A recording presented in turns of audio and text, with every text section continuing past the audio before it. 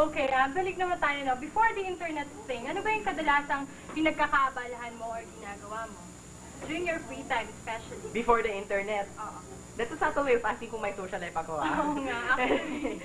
May social life rin naman ako. Kaya lang hindi ako yung tipo ng tao na after school pumupunta ng disco or something. After school, umuwi ako sa bahay. Tapos kung tatawagan ako ng mga barkada ko, yung mga the usual wholesome gimmick like pumupunta sa mga malls, nanonood ng sine, kumakain.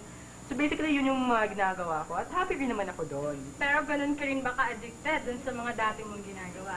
Hindi. So, ibig sabihin lahat to nagbago, no? So, I mean, how does the internet change your life, especially your social life, katulad ng sinasabi mo kanina?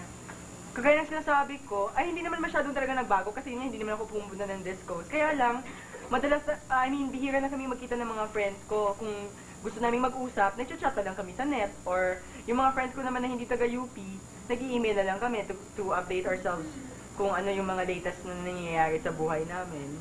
So yun, through the internet naging yung socialization namin. So, lahat din ba sila addicted katulad mo? Hindi naman. Hindi ko masasabi yan, pero feeling ko ako talaga yung pinaka-addict. Okay. Pero, isa pang tanong, no? What's really on the net that got you hooked with it? Kagaya ng sinabi ko kanina, kasi film major ako. So, parang katulad nung pina-research ako nung yung top 100 movies of all time, nung Hollywood movies. So, nandun na sa internet yon. So, talagang mabilis lang. Talagang, yun nga, talagang yun ang lahat ng information na gusto kong makuha tungkol sa favorite stars ko, favorite film, lahat nandun na. So talagang, yun talaga yung first thing na nakapag-hook sa akin. Pero, yun din, yung second thing din, yung chatting. Kasi talagang, wala lang. Talagang nag-enjoy ako mag-chat sa ibang tao na hindi ko kilala, na taga-ibang lugar, to learn about their culture, their lives there. So yun. Hindi nga ba tungkol dun sa sinasabi mong chatting, no? Eh, in ngayon talaga yung pakikipag-eyeball or EB.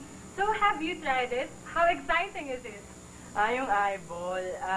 Ang dami mo na salihan na eyeball. Per group EBs yon. Wala namang pressure sa group EBs kasi marami kayo na nagchat sa net tapos nakikita kayo in real life.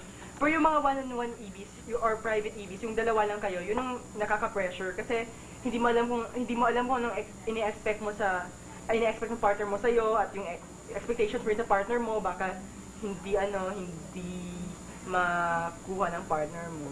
Eto pa, mas interesting siguro itong malaman natin lahat, no? So, di ba, nagkakaroon ng instances na talagang may in love ka sa ka-chat mo, tapos naging constant chatmate mo na nga siya. Eh, paano kung halimbawa nag-ibig kayo, tapos hindi na pala talaga siya type? Ano bang kadalasang ginagawa mo?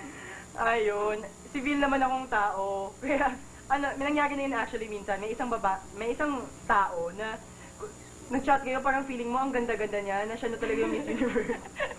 Pero hindi naman ako ganun. Nung nakita kami, tapos, ikaw pala yun. Pero hindi naman, wala lang, parang I was just civil to her.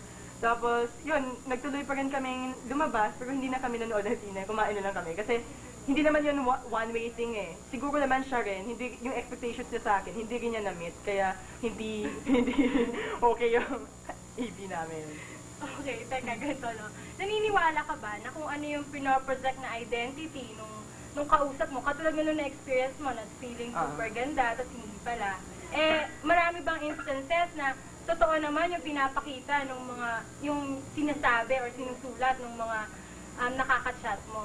Mostly totoo. Yung personality nila sa net, yung talagang personality nila sa totoong buhay. Siguro may pagkakaiba lang siguro sa for example, physical appearance, kasi iba-iba siguro yung, yung standard of beauty or anything. Pero yung personality totoo. At saka, yun, mostly naman nagsasabi sila ng totoo.